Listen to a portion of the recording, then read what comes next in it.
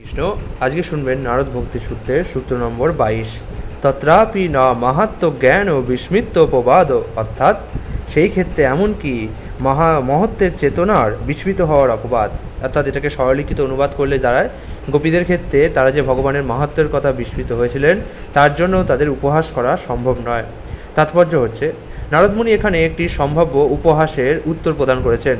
সমস্ত বৈষ্ণবেরা গোপীদের প্রশংসা করলেও, নির্বিশেষবাদীরা কৃষ্ণ গুণগানে যোগদান করলেও কিছু কিছু দার্শনিক মনে করেন যে গোপীদের ভালোবাসা অজ্ঞতাপ্রসূত।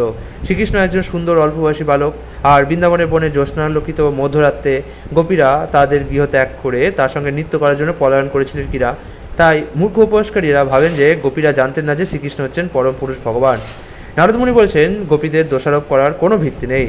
গোপীরা জানতেন যে শ্রীকৃষ্ণ হচ্ছেন পরম পুরুষ ভগবান, কিন্তু শ্রীকৃষ্ণের সঙ্গে তাদের ঘনিষ্ঠ রস হেতু তারা পরমেশ্বরকে সাধারণত যে মান ও সম্ভ্রম প্রদর্শন করা হয় সেগুলি উপেক্ষা করেছিলেন।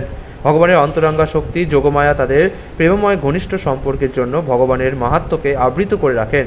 তার অর্থ এই নয় যে গোপীদের মতো শুদ্ধ ভক্তদের পারমার্থিক অগ্রগতির কোনো অভাব রয়েছে। চিন্ময় জগৎ থেকে যে কয়েকজন গোপীকে ভগবান শ্রীকৃষ্ণ তার সঙ্গে এনেছিলেন তারা ব্যতীত আর সমস্ত গোপীরা মাধুর্য রসের পর্যায়ে উপনীত হয়েছিলেন বহু বহু জন্মের তপস্যা এবং পারমার্থিক অনুশীলনের ফলে। যে সমস্ত গোপ বালক শ্রীকৃষ্ণের সঙ্গে খেলা করতেন তাদের সম্বন্ধে শ্রীমদ্ভাগবতে বলা হয়েছে, বহু বহু জন্মের পুঞ্জীভূত পুণ্য কর্ম সম্পাদন করার পরেই কেবল তারা সেই পর্যায়ে উপনীত হয়েছিলেন। মুক্ত ভক্তরা ভগবান শ্রীকৃষ্ণের ভগবত্তা বিস্মিত হয়েছেন বলে মনে হলেও বাস্তবে ভগবান এবং তার ভক্তদের আনন্দ বর্ধনের জন্য তা যোগমায়ার ব্যবস্থাপনা মাত্র। দৃষ্টান্তস্বরূপ বসুদেব তার শিশুপুত্র কৃষ্ণকে যমুনা পার করে নিয়ে যাচ্ছিলেন। শিশুটি নদীতে পড়ে যায়।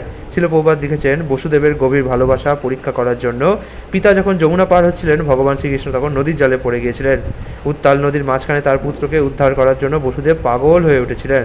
ভগবান শ্রীকৃষ্ণ চাননি যে বসুদেব ভাবুন, আরে শ্রীকৃষ্ণ হচ্ছেন ভগবান, উনি নিজে নিজেকে বাঁচাবেন, বরং তিনি চেয়েছিলেন তার মধ্যে বাৎসল্য রসের পূর্ণ গভীরতা প্রকাশিত হোক।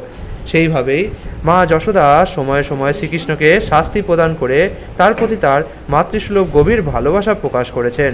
আর মা যশোদা শ্রীকৃষ্ণকে শাস্তি দিতে এলে শ্রীকৃষ্ণ ভয়ে ছুটে পালিয়ে গিয়ে তাতে সাড়া দিতেন। এই ধরনের আপাদ ও বিরোধ সম্বন্ধে শিল প্রভুপাদ এইভাবে ব্যাখ্যা করেছেন, ভগবানের শুদ্ধ ভক্ত তার প্রতি ঐকান্তিক প্রেমের প্রভাবেই তার সেবা করেন, এবং এইভাবে সেবা করার ফলে শুদ্ধ ভক্ত তার পরমেশ্বরত্বের কথা ভুলে যান। পরমেশ্বর ভগবান ঐশ্বর্য ভাববিহীন এই স্বতঃস্ফূর্ত শুদ্ধ প্রেমের প্রভাবে সম্পাদিত তার ভক্তের সেবা অধিক আনন্দের সঙ্গে গ্রহণ করেন।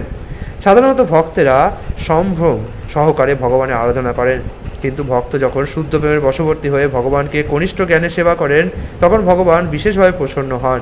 ভগবানের নিত্যধাম গোলক বৃন্দাবনে তার সমস্ত লীলা এই বিশেষ মনোভাবের দ্বারা সম্পাদিত হয়। তার সখারা তাকে তাদেরই একজন বলে মনে করেন, তারা তাকে সম্মানিত কোনো ব্যক্তি বলে মনে করেন না। ভগবানের পিতামাতারা যারা হচ্ছেন তার শুদ্ধ ভক্ত মনে করেন যে তিনি কেবল তার সন্তান।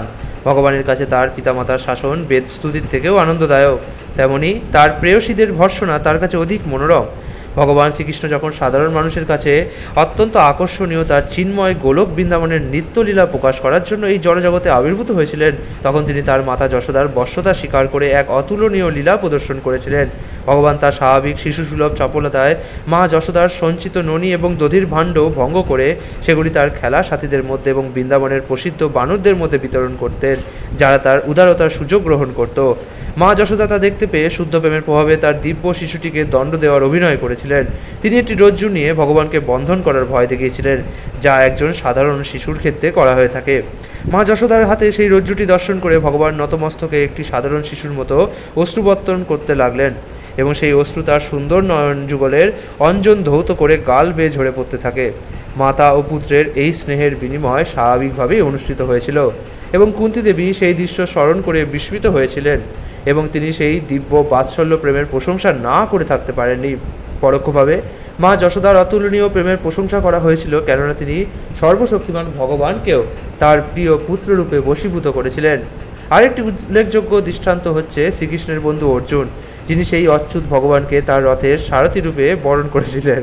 ব্রজের গোপিকাদের ব্যাপারে শ্রীকৃষ্ণের দিব্য পথ সম্বন্ধে তার প্রায়ই গভীর জ্ঞানের পরিচয় প্রদান করছেন। তাই বলে তার ধ্যানযোগী বা পণ্ডিত তা প্রমাণ করার জন্য কখনোই তাদের মাধুর্য ভাব বর্জন করেননি। শ্রীকৃষ্ণ চেয়েছিলেন জগতের পরমাসুন্দরী বালিকাদের সঙ্গে নৃত্য করতে, আর তাই তার প্রতি সম্পূর্ণরূপে শরণাগত সেবিকারা সানন্দে তাই পূর্ণ করেছিলেন। গভীর রাতে ভগবান শ্রীকৃষ্ণ তাদের নিকট এসে তাদেরকে আদর্শবাদের ভাষণ শোনাতে শুরু করেন। তার এই মনোভাব দেখে গোপীরা তাকে অভিযোগ করেছিলেন। তাদের উক্তিতে তাতেও প্রমাণিত হয় যে শ্রীকৃষ্ণ যে কে সে সম্বন্ধে তাদের ধারণা যথেষ্টই স্পষ্ট। গোপীরা শ্রীকৃষ্ণকে বলেন, তোমার কাছে স্ত্রী এবং পুরুষের কোনো ভেদ নেই, কেননা প্রতিটি জীবই হচ্ছে তোমার তথস্থা শক্তি বা তোমার প্রকৃতিজাত। প্রকৃতপক্ষে কেউই পুরুষ বা ভোক্তা নয়, সকলেই তোমার ভোগ্য। এই ত্রিভুবনে এমন কোনো স্ত্রী নেই যে তোমার তোমার এই কন্দর্পকটি কমনীয় রূপে আকৃষ্ট হয়ে তার সতীত্ব বজায় রাখতে পারে। তোমার এই রূপে কেবল মানুষেরাই আকৃষ্ট হয় না, গাভী, পশুপক্ষী, এমনকি বৃক্ষ, লতা, গুল্ম, ফুল, ফল সকলেই মোহিত হয়। আর আমাদের কি কথা বলবো। বৃন্দাবন থেকে চলে যাওয়ার পর ভগবান শ্রীকৃষ্ণ গোপীদের নিকট বার্তা প্রেরণ করার জন্য উদ্ধবকে প্রেরণ করেছিলেন। উদ্ধব যখন গোপীদের শ্রীকৃষ্ণের প্রতি অমর প্রেম ভক্তি প্রদর্শন করলেন, তখন তিনি তাদের পারমাত্মিক উৎকর্ষের প্রশংসা করেছিলেন। প্রিয় কন্যাগণ, শ্রীকৃষ্ণের সম্পর্কে তোমরা যে মনোভাব গড়ে তুলেছ, শ্রীকৃষ্ণে তোমাদের যে অতুলনীয় ভক্তি তা সর্বশ্রেষ্ঠ মুনি ঋষিদের পক্ষেও দুর্লভ। তোমরা জীবনের পরম সিদ্ধি প্রাপ্ত হয়েছ, তোমাদের পরম সৌভাগ্য। তোমরা সকলেই মনকে সম্পূর্ণভাবে শ্রীকৃষ্ণে আবিষ্ট করেছ। একমাত্র পরমেশ্বর ভগবান শ্রীকৃষ্ণকে লাভ করার জন্য তোমরা পতি, পুত্র, গৃহ, পরিবার ও আত্মীয় স্বজনকে ত্যাগ করেছ।